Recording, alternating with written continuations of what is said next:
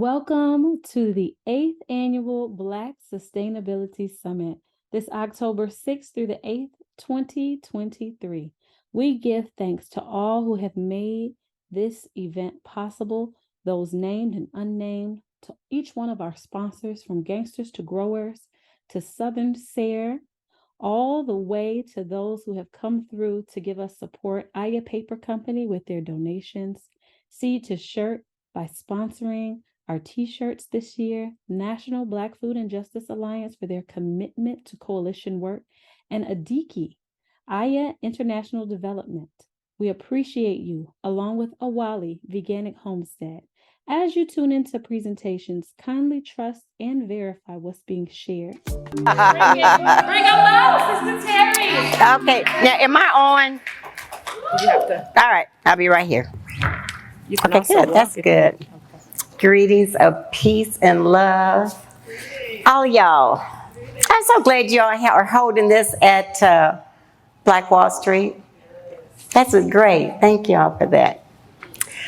So y'all, I'm gonna pull up a chair because I am Mama Terri Ali, and I'm just gonna talk to y'all.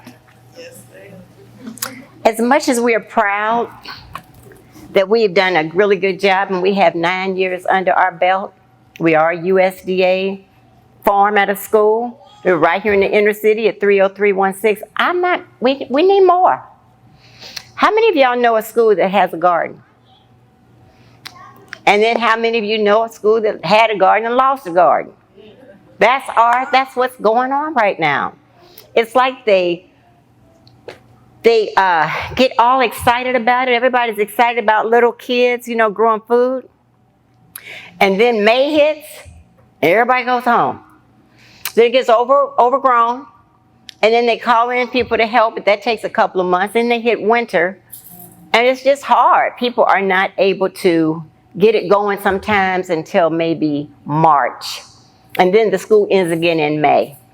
Some people have folded it up and just walked away. But a lot of people are watching us, y'all. And I think urban gardens at schools has to be identified as the first opportunity we have for our children to be exposed to the power of growing your own food. I mean, the magic of putting a seed in the ground and that little plant growing and making fruit and vegetables that have more seeds. If it's not the answer to how we're going to impact hunger in the world, I don't know what is. And if you, and I'm going off, I'll get to talking too much, but a GMO seed, you can't replant that. Did y'all know that?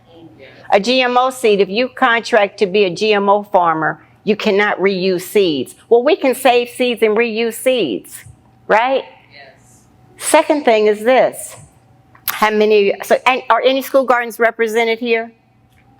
And this is, again, one of the realities of schools. They're very bureaucratic. And they oftentimes will not let community in. So we're going to explore that. That's what I want to explore. How you as community people, do we have the power to go, and do we have the authority to go to a school and say, these are our children, we'd like to be a little bit more involved, okay? How many people here have a community garden or urban garden? A little bit. The issue with urban gardens and community gardens is that they close them up for the summer. Many times, not all. The other issue is that there's not enough people to work it. If you have your own garden at home, how many people have a garden at home? Yeah, and how often do you have a chance to work it? Because everybody's working these full-time jobs. This is a big issue. So, and then if you're talking to somebody, they only want to be impressed if you have a whole bunch of acreage. No, we're going to talk about having a half an acre and digging deeper into the consciousness and availability of school children to really take this beyond just little garden, right? So I'm going to play a little quick tape on me, and then we'll do how a principal sounds when they get it, and what a teacher does to really incorporate it. And I hope this is helpful for you. How many of y'all have children in school? Okay, how many grandchildren in school? Look, my great-grands are over at the school now. How many have nieces and nephews in schools? I mean, the reality is that if we don't do it, who gonna do it, right? Okay, so let's watch this right quick. Thank you, Sister Tazar. Oh, keep talking? Okay.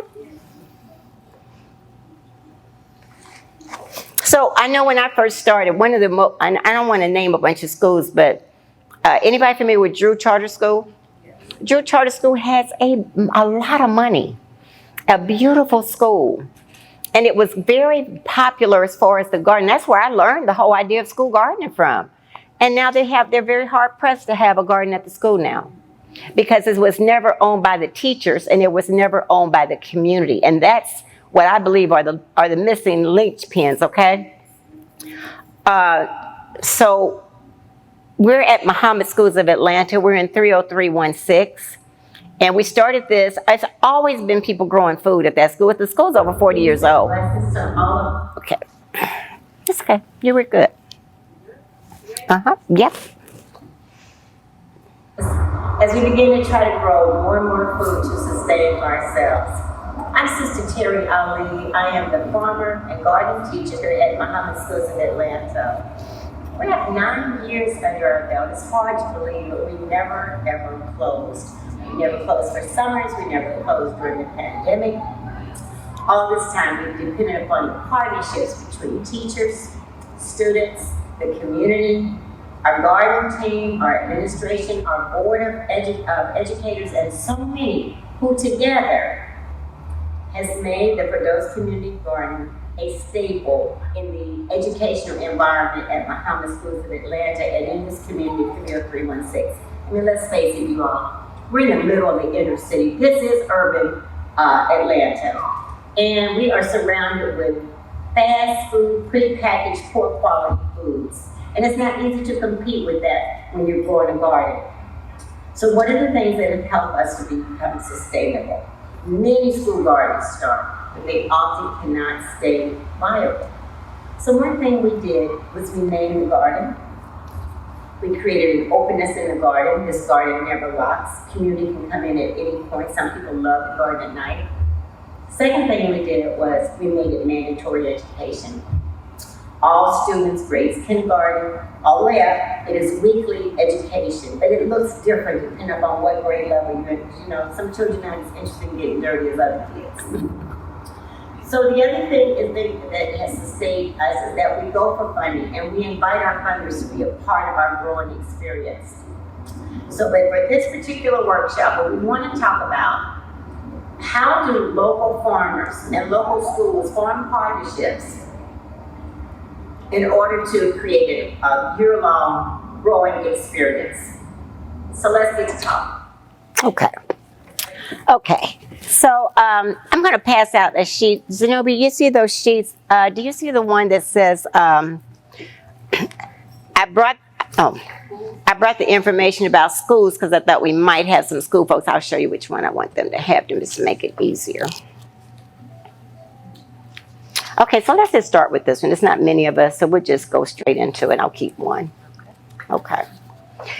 So I want us to think about, has anybody here ever tried to start a garden at a school? You have? How's it going? Well, I did when I was a student. I started my own farm school project. Yeah, nice. It was a lot of work with student activists, especially. But you know what though? If you had a chance to write down, and I'm just saying this from your personality, just the way you're smiling and talking, conversations matter. So who'd you go through to make it happen? A lot of conversations, a lot of just confidence and having the right adult mentors. I had one in particular who advocated for me and working with Overland College because I was in the Overland community. So we put together a board of stakeholders, and I was a student director, but having the adult mentorship and also being able to hold on to that kind of position was really important to then have the presence I needed to in the community to make the project outreach possible and everyone actually know about it and everyone to invest in the project. So let me right now affirm you. You were right. It was important to do, and you're not done. And it's not easy because there's not a lot of money for you to do this. And that's the challenge that many young people have. You got to make money. You got to afford your family. But reality is it's not enough money. And when we talk to the people who have money, they're supposed to be looking at how they're going to fund urban ag over the next 5 years. There's a big group. Did you know there's a big group coming in here next week from USDA? They're coming in from all the farm services bureaus. They're going to be coming to Atlanta for a 3-day session to determine how money is going to be spent on urban education. That's one of the reasons I had to go help us get a USDA number. And Zenobia, she's our board president. I told her right away, I said, you know what? We better get a USDA number, because there are funding streams you can access when you're a USDA farm that you can't access if you're just a school garden. Likewise, there's little money available, but it does exist for school farms, especially if you're dealing with 5th grade and down. Anybody else had an experience trying to open up a school garden anywhere? Okay. Have you ever thought about it? Have you ever looked at the school in your community? How many of y'all even know the school that's in your community? Come on. All right. You try to know the school in your community and sit back in your car and just watch them go back and forth. And you're going to see a lot of innocents walking past you. And children are very, I'm not even going to try to convince you of that. Of course, I could have brought a gazillion pictures of children growing food. They are adorable. But I wanted this workshop to be more that of adults kind of really thinking through what it takes to encourage someone to partner. Because I believe as Black folks, if we don't collaborate more, it's not worthy for me to come up here and try to brag to you about what we're doing. Who cares? I mean, who really cares? The whole idea is it replicable? I mean, can you do it too? Well, will I write a grant and then after I get funded, hand you that grant I wrote and say, here you go, girl, just doctor it up and put yours in. That's the kind of stuff I'm talking about. That's the kind of stuff that we do. Because if everybody didn't have a grant writer, and so if you have a way of getting into funding that I'm not aware of, school me. And I should do the same thing for you, because most funders won't fund the same entity year after year. So it's really advantageous for me to have you operating around the corner down the street. I'm operating up here. A bug come and eat up all your crop. You come over to me, because you know bugs do eat up all your crop, right? And if they come and eat mine, I can come over there. And that's what we have. Several schools, they're mainly, I thought about Hodges House and a few others, where we have shared food and shared plants and shared seeds. And we're still open to that. I think, were you all doing a seed exchange? Raina, was there a seed exchange here?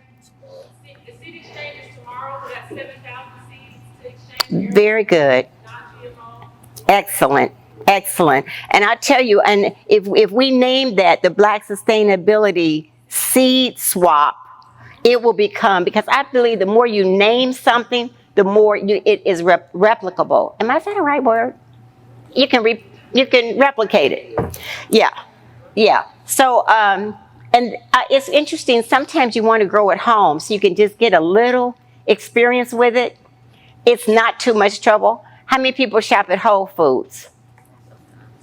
How many people shop at the DeKalb Market? How many people shop at Sprouts? How many shop? Okay, and all of us are trying to get to good food, right? But I promise you, I'm just your little sister, but I am your mama Terri too. Once you cut that food, the enzymes start leaving that food. You know how you buy broccoli? Yes. And you get it home and you got to cut off the last third of it in order to get something you can eat? Grow you some broccoli. You're going to be amazed. You can eat the leaves. You can cut the stalk down all the way down to the ground. Cut it up, put it in your soup. There are cancer-fighting enzymes in that food. And, I will refer to Dr. Z if I need to, but the earth has abundance and secrets for us. But we have to want it. And we have to go after it. And it's worth it. And if you garden with a child this small, I'm telling you, babies, you don't have to convince them. They move right in on it. And our challenge has been maintaining that enthusiasm as they go up to 12th grade. So, here's a cute little picture. So these are some of our little folks. And they actually plant out a whole garden. So how many people who grow food have had to put in 500 plants at one time? Anybody had that experience? Have to put in 500 plants at one time, right, Charles? 100 children putting in 500 plants is only 5 plants apiece. I'm telling you, these little kids planted this out so quickly. I think, how long was the class? I think it was like a 40-minute class. They had this whole thing planted. And that food becomes so big, and then they're able to eat from it and so forth. And this is just a little bitty piece of our area. But we do these pictures for people to know it's really not a hard thing to do. And you're going to be so pleased. You're going to be excited once that food kind of grows. So let's show what a principal looks like when they kind of get it, because that's sometimes what's stopping us. You walk in that office and they looking at you like, what do you want? You got a child here? Like, no, I'm here to talk about a garden.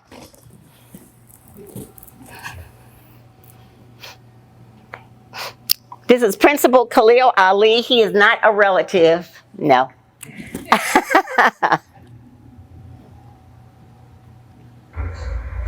Assalamu alaikum. Today I have a heart full of gratitude and pride as principal of Mohammed Schools of Atlanta. Our institution holds a profound belief in shaping not just the minds of our students, but also in nurturing their ability to contribute meaningfully to this society. One fundamental aspect of this lies in the knowledge of sustaining oneself and one's family. It's not just an essential skill, it is a fundamental human right. So for over 4 decades, our school has stood as a beacon of dedication and community spirit. These values have manifested beautifully in the Firduous Community Garden, a beautiful oasis that has flourished for over 9 years. Every single day, irrespective of the challenges that came our way, even during the recent trying times of the pandemic. What makes our garden thrive are the principles that we have stood by. So firstly, we've embraced openness, both in name and in spirit. Our garden's gates have always been open, and it's been a sanctuary for not just learning, but also for finding peace amongst nature's boundaries. Secondly, we made gardening an integral part of our students' education, not just an extracurricular activity. So by integrating agriculture into our curriculum, we provided hands-on, immersive learning experiences that go far beyond textbooks. It actually fosters a lifelong connection with the land. So thirdly, our goal has always been farm to cafeteria. It's a seamless journey from garden to plate. We strive not just to grow food, but to ensure that it reaches the table of our students, their families, and the wider community. It's about nurturing not just their bodies, but sustaining practices and a sense of unity within our community. This remarkable endeavor has only been possible because of the passion and dedication of everyone involved, from our students to our teachers and our valued community members. Together, we have created a model of success that is rooted in collaboration, technology, and funding. These lessons are invaluable. It offers insights for others that seek to embark on similar journeys themselves. The Firduous Community Garden stands not just as a testament to our commitment to good food and education, but as a testament to what a community can achieve when it unites under a shared vision. So let it be an inspiration to all, reminding us that in unity, there is extraordinary strength. So thank you, and let's continue to grow together in knowledge, in sustenance, and in community. Assalamu alaikum. Thank you so much. So I have to tell you all, Khalil is our third administration. Do y'all hear me? Any new administration, can a program fold? Oh, it can fold. So talking it up and instilling it inside the teachers, I didn't even have to ask for it to be, and you know what I've invited I invited him as well as the administrator before him. You know what I said to them? That would make a pretty lawn, or do you want to keep it a garden? Because I, as a garden, I'm their garden manager, right? Heck, they may not even want a garden anymore, so I'm not going to assume that. I'm not going to fight that battle uphill. I want them to be right here like this. Yes, please. Yes, please, let's do this. And that might sound easy, but it's not easy, and it requires talking it up. So how do you talk it up? Go to the PTA. If your PTA supports agriculture in the school, believe you me, it's going to be agriculture in the school. Talk it up with the teachers. Make sure that they can have food on demand. If that teacher wants to come there after school and collect dinner, don't have any restrictions on the food. And I'll tell you, the more that the teachers use outdoors, because we also have outdoor classrooms that are right next to the gardens. We won't get a chance to show you all these. I wish I would have. But every garden area in the school has an outdoor classroom, because right after the pandemic, some money became available from Big Green. They said, hey, you want to do an outdoor classroom? We're like, yeah. It just came over the Facebook page. And that leads me to this, social media. Everybody likes to see their picture. If you if we start a page on, I'm just going to use the Black Sustainability Seed Exchange again. And we feature all your pictures on there, y'all gonna be looking at that because it's just human nature. And so one of the things we've learned to do is use social media. Now we have a closed page because we have children's pictures on there, and we always have to have the parents' permission, right? They have to sign a slip to give them permission. But I hope this is giving you some ideas. The PTA, we also contacted, I think about all the charities in the community. Like we give food to a couple of different charities in the community, and Tazar is going to talk about that because she's really been boy, I could brag about you, Tazar. Tazar used to be over the PTA, and when we first started the garden, we had been into it for 2 years, and she said, let's have a farm to table. Hey man, I am biting my nails because like the bug is going to eat up all the food. Them all the people going to be standing there waiting to be fed, and I ain't going to have no food, right? We told the community what we were trying to do, and the community started teaching us how to store food. We learned how to store, how to freeze okra. We had a couple of elderly people, they would come through, get the okra, cut it up, put it in freezer bags, and when that dinner rolled around, it was wonderful. We had plenty of food. Oh, and this part of it, I'm glad you got these on here. So this one was, so we sold tickets. Guess how much the tickets were for farm to table? $10. And it was all fresh fruit from the garden. We were crazy, weren't we? We could have charged more, but we wanted to make it, you know. And the kids had to pay $1. And for $1, they made pizza. They went outside, collected stuff for their pizza. My grandsons had the grill up, and they fixed pizza and salad, and we fixed some kind of little tea, like peppermint tea or something. Cheap, didn't hardly cost anything. But these children, and this was at least, this one right here, she's in the 10th grade now. So funny when I see these pictures. These kids have been gardening for a long time, so I'm expecting something great from them. I'm expecting them to want to own land and to believe that they have a right to clean food, because that's all they've grown up understanding, you know?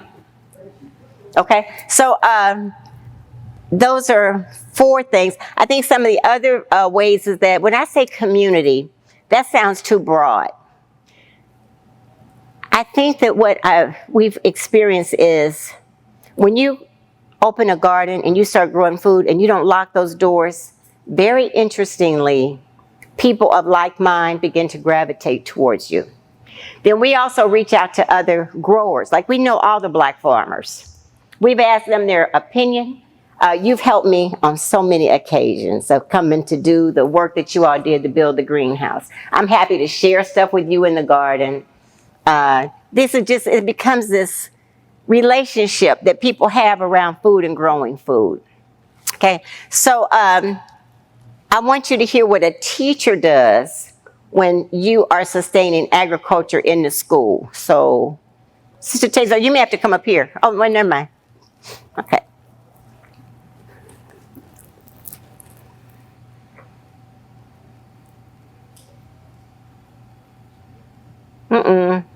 You may have to just tell it.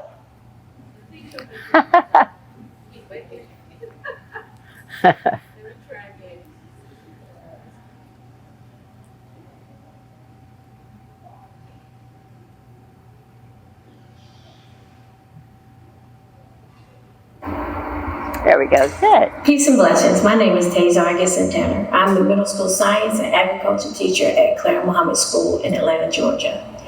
People grow and garden for different reasons.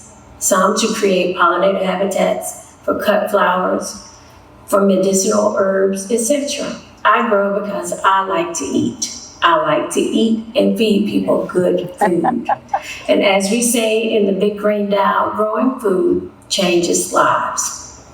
An excellent example of integrating gardening into a lesson is a social studies lesson on the Boston Tea Party. As you know, what came to be known as the Boston Tea Party is a historical event where tea from the East India Tea Company was dumped into the Boston Harbor in protest by American patriots. But tea drinking was very much part of Bostonian culture. Now, what would they do for tea? Colonial women foraged for herbs first introduced to them by Native Americans to make herbal teas as a substitute. So that's what we did. My 4th and 5th grade class at the time foraged for tea in our garden. We found peppermint, lemon balm, lavender, rosemary, raspberry leaf tea, and more. We also used square foot gardening as an avenue to teach math lessons on measurement, division, and multiplication. This was during the time when schools were reopening and our school was using a hybrid school model. Students were on campus for a few days a week. The garden served as our outdoor classroom. Now, as I serve as the middle school science teacher, with the addition of a bee apiary to our program, we thought it would be more appropriate to change the name of the garden class to agricultural science class. Since agriculture is the science or practice of farming, including the cultivation of soil and the growing of crops and the rearing of animals to provide food, wool, and other products. In middle school, we want to win hearts, minds, and taste buds. So we cook and eat a lot of garden goodies in our garden room. We make our own salads, dressings, teas, pizza, veggie wraps, and even fried mushrooms. We teach students how to use the garden for health and medicinal purposes by sharing with students the medicinal properties of plants and herbs. This is empowering and life-changing for both students and their families. It warms my heart and makes it all worthwhile when I see students cradling a cup of hot tea of herbs that they've gone out and picked and steeped based on their needs and or taste buds. Like holy basil and echinacea is a favorite for colds and even COVID, or peppermint tea because they have a tummy ache or just because they like the taste of it. They love to sweeten the teas with honey from our very own bee apiary. It is a rich and beautiful experience. Growing food really does change lives. Peace and blessings. Tazar, you want to say anything else? While she's coming up here, I want to show you, I want to take your attention to this sheet that I gave you. I just started giving you, Tazar, you can come up if you want to. I started giving you some ideas. So for those of you who do grow food, consider inviting a school for a field day, just to try your hand at it, okay? And that goes for you too, Raina and Charles. A field day. You don't have to have everything perfect. It just takes some planning, and I would plan it around some event you have, like a massive planting you've got to do, or massive harvesting you have to do. You do have to have it a little clean when you invite school kids out. You don't want them tripping over kudzu and all that, right? But for the most part, you can come up with little ideas for them to come out. The other thing is I'm encouraging farmers to bring some food sometimes and have children make little things. They'll enjoy it. You'd be surprised how receptive they are, and they'll remember you as that person. You know, like if you said, today we're going to have a tea day. And a lot of times all you need is a school to give you an opportunity. But, you know, I don't know how helpful this was, but I hope everybody leaves here kind of feeling like this is important. It's important to grow food. Once children believe they can grow food, they believe they can grow anything. They can do anything, honestly. So I'm going to give you this taste, or let's give them some idea what we do at different grade levels. Peace and blessings. So Sister Terri is the public speaker. I'm saying Terri. So at different grade levels at our schools, we have different grades that have different gardening tasks. For example, our lower grades, pre-K and kindergarten, there are little growers. I think you saw them on the screen there. They were shopping for seeds in the catalog to see what they wanted to eat and grow and eat. The second one is, I think 4th grade. Yeah. 3rd grade are our butterfly release class. So they raise butterflies and release them as pollinators into our garden. 4th graders are composters. So all during 4th grade, they learn how to compost food. And I believe this year we're going to add a component where they teach others how to compost at the school, how to compost their school lunch. It's separated when it's composted, when it's not. 5th grade and 6th grade are beekeepers. We have a bee apiary on campus. Our bees left again, but we're going to get more. We're going to stay at it. If you've ever kept bees, you understand. That's be a joke. So they learn how to keep bees. Bee suits, they've gone and pulled out frames of bees. We even have honey. They love the honey part. Our 7th and 8th graders, they do more value-added products. But they making all kind of stuff. They're into cooking. They make salad dressings. We read the back of the salad dressing bottles and see how we can figure out how to make that particular salad dressing. And that sort of thing. And they like to try different things instead of meat. We make wraps with, mushrooms we've grown and add greens to them that they've grown. And they try those out. So like I said in our video, we try to win hearts, minds, and taste buds at that age. If children are used to eating fast food, it is an urban environment. You can't just grow the food and say, here, it's good for you. You have to cook it. Let them cook it. Let them taste it. Let them develop their taste buds and see what they don't like or what they do like, and let them try different things. And as we move into high school, we're trying to get more into agribusiness. How can you use agriculture as your business model? So I persuaded Sister Terri to let us have chickens for eggs. She doesn't say. We have bees, but they don't make enough money to sell, just enough for us to enjoy. So I wanted to sum up in steps. How does it work? How do we work? How do we keep going with the work that we do? One, we are open. How do you get started? Invite people to come to your garden. Connect with the school that's near you. If you have one in walking distance, that would be wonderful. You have to go and talk to that principal, that teacher. It might start with a teacher that says, I want to walk my children over to that garden and pick strawberries. You know how many strawberries little hands can pick when you need to harvest? Now they're going to eat some. That's the fun part for them. But you get a whole bunch of strawberries picked. Little hands are very good at picking lettuce. You want baby greens picked? You want to invite some school children for a field day. All right? Let them take home some to their family and pick a whole bunch for you. Start a relationship with a group or a school. If you have an elder center near you, there are some elders in there that used to garden, would like to garden. They already know how. Find your group, find your people to collect, to work with you in your garden, and come out the dirt one day and go have a conversation. You need people with you. And that's what we've done. We've connected with different groups that come at their own time to volunteer. We do not have set volunteer times. Our garden is always open.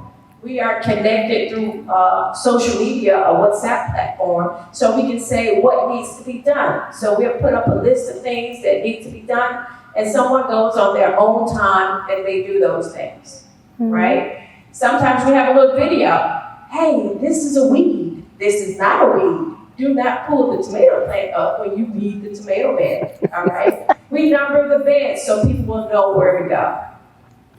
What else do we do? Sister Terri is very open and inviting, and she invites everybody. I'm the rule person. Who wants some rules? Sister Terri, do you think we need to have some rules about? No, Sister Tazar, we don't. Invite everybody. You will learn. We've learned. I've learned. Even though you invite everyone, only people that are in tune with your mission, your plan, your goal, your love will come to you.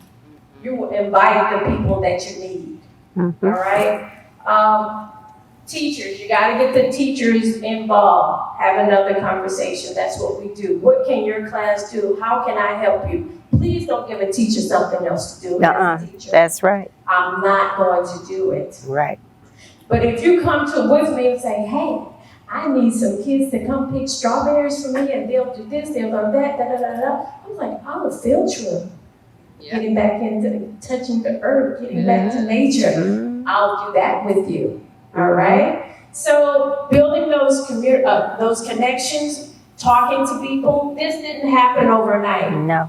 We didn't have a principal on video overnight. We didn't have teachers doing classes overnight. We didn't have community groups coming in as this community, oh, we want to give you this, or we want to do that. We didn't do that overnight. It was conversations and building relationships. Last one we show up for our fellow farmer. You can't show up when you need something. Sometimes you got to show up when they need something. That's right. You show up for your fellow farmer. If someone from the Black Sustainability crew call you and say, hey, we need for you to present, you show up for your fellow farmer. We show up. Right? That's what you do. So those are kind of the nuts and bolts. And here, let me add this one. That's a little piece. You got one? Well, you got it. Yeah. Okay, so let me just add this. When you are planning a garden, you know, I talk to a lot of funders. Anybody here write proposals? I'm telling you, that might be your entry. You might say, I'll help you write a proposal to get your little people outside. You'd be surprised how many schools might say, you know what? Yeah, okay? Consider that. Because I'm going to tell y'all right now, if we don't go back to the earth, I don't know what situation we're going to be in a little while.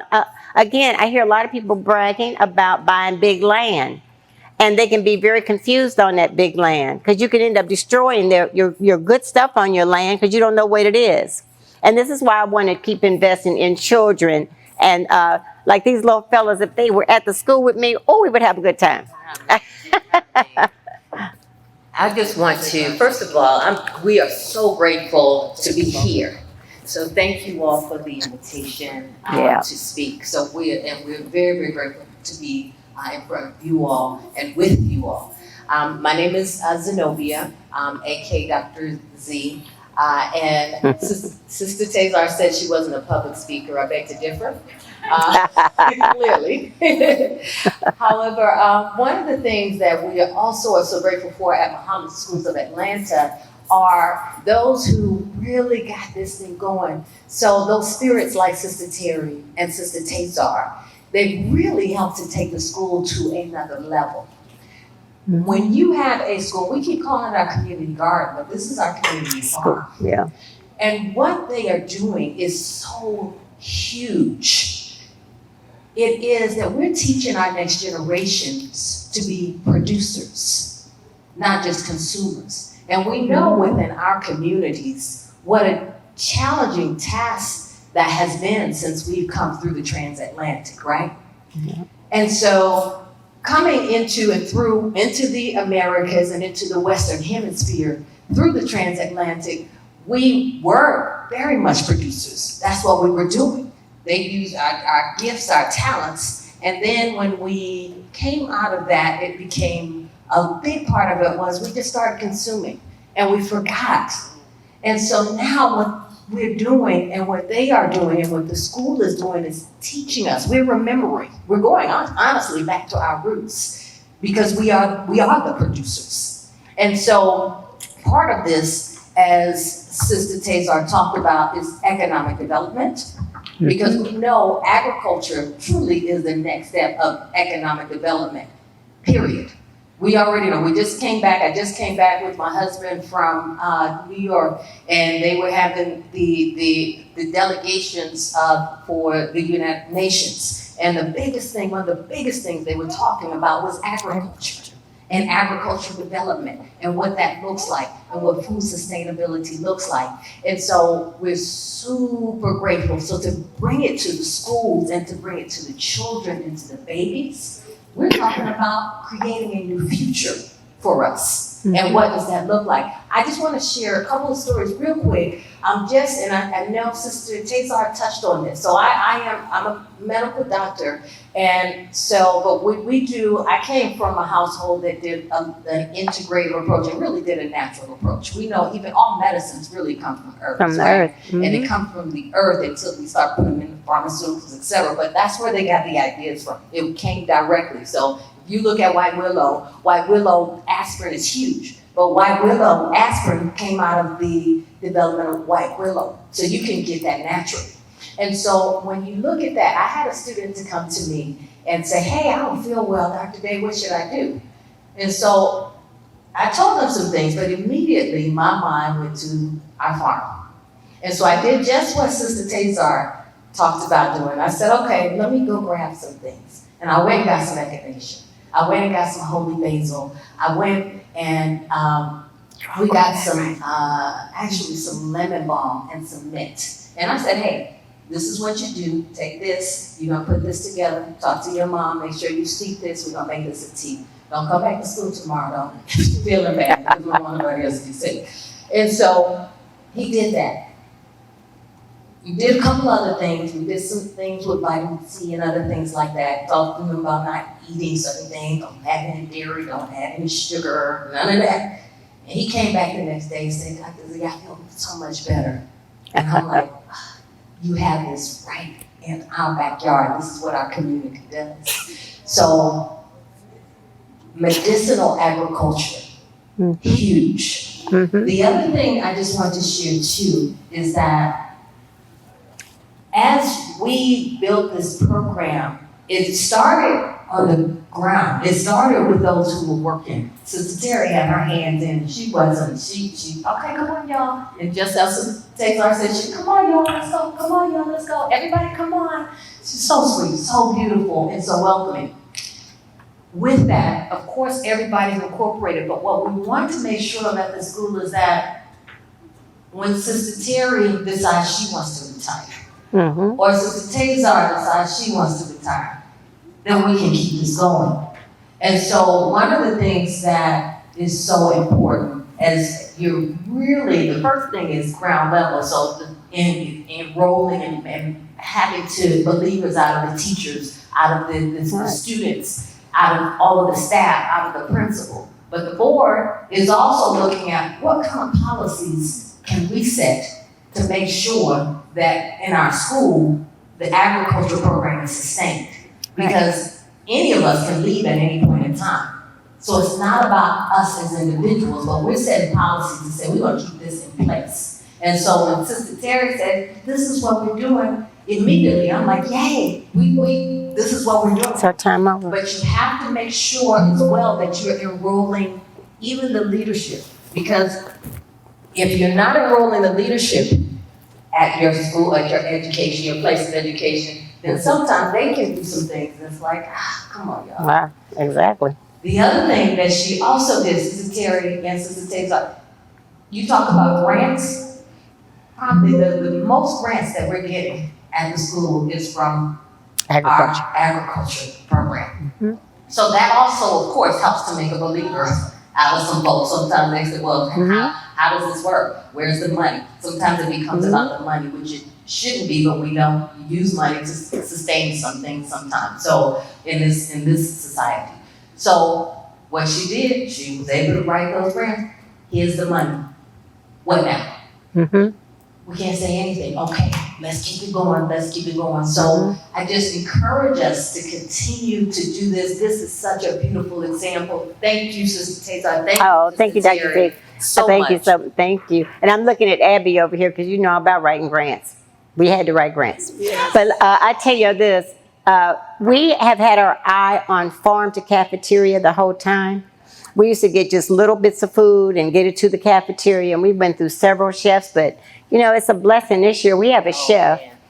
Man, this sister shops the garden before she shops the store. And the food, she has found ways to bury the food into the menu that children don't even realize. And because, you know, we still get new children. They have most of them have gardens. Some of them are still, you know, just starting to learn with us. But we have so much eggplant, y'all. we had eggplant. And I was like, oh, Lord, we're going to do it. She has eggplant and spaghetti sauce. She got eggplants and those spring rolls. She has figured out how to get eggplant in, and the children love it. And the more the parents, because you have to pay for lunch over there. We haven't figured out how not to yet. But I'm telling you, at first parents were, oh, it costs this. And it was only like $5. That's all the sisters charging. Now more and more people are saying, we got to get this food in our children. Yes. And just to say, when we decided to keep bees, it wasn't just because it was cute. Our children suffer from allergies. You know, our children have so many, they have so many allergies, and we know if you have an allergy of something local, and that's usually what we have allergies from, the honey from a local bee can help your body build their immunity for it. And so we thought, so the first time we had honey, we gave every child a little jar to take home. And we tell them, don't open it on the property, because the bees will come get their honey back. So don't do that to yourself. They heard us. The second time we stored it, and now we're using it just in lemonade this year, so that all the kids are getting some in their system. So I just want to share this other thing with you, because I want to show you what we're not doing well. Because I don't want us to be, I want to make sure that we create an environment of partnership where we can talk about stuff that's not going well. Charles was with me. Charles Greenlee and his crew, Echo Paradigm, came and built our back wind tunnel. It was beautiful. The kids came out, but we've had a time wrestling the attention of high school students ever since the pandemic. Their mind is somewhere else. And the reality is that, is there a grade in this for me? You know, what's in it for me? Kids are very savvy. So we were wrestling last year with trying to get them out there to do this. But you know, we did this year, Brother Charles, we hired a brother to take care of that back area. It's all planted out. He laid it out. It's beautiful, right? There are times you have to hire a laborer. And a laborer of our community. I'm talking about, this is still our community folk. This guy's amazing. But what we did do, we wrote a grant, this last grant we wrote, to redo the high school kitchen so kids can cook. Because you know them kids are hungry, and you know they like to eat, and you know they like to cook. So we are revamping, and we turned it into a senior project to see the kids that are graduating who don't care about what's going on in school right now. They just want to get the heck out of there.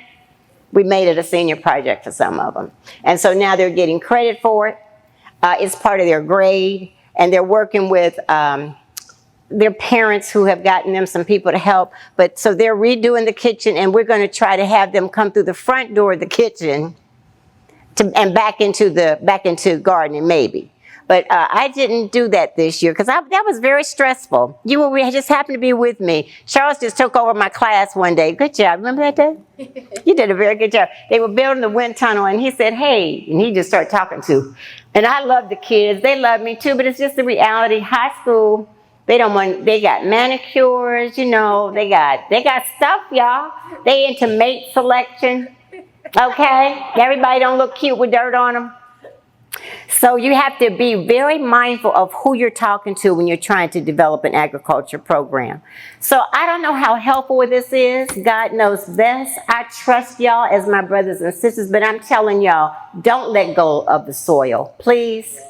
Try to find a way to keep the babies. And if you don't feel like gardening, you ain't got to. I didn't do this when my kids were little. I didn't have time for that. Just go join somebody else's garden. So if you can get it into school, that's the best way for us to do it. If we can't get into school, go to a community garden. But whatever you do, try to keep those doors open. Try not to let any growing area just go to waste after you start it. If it's a school garden, it shouldn't close in the summer. If we just farm partnerships, and that's all this sheet was a way for us to think about how we can partner community gardens or urban growers along with urban schools, that together we can keep gardens open because people are hungry. And we keep giving this food out to folks, and I don't know, y'all. Let's just keep working on it. So we thank you. We thank you for the opportunity to share. Oh, yeah, y'all got questions, comments? Come on, anybody?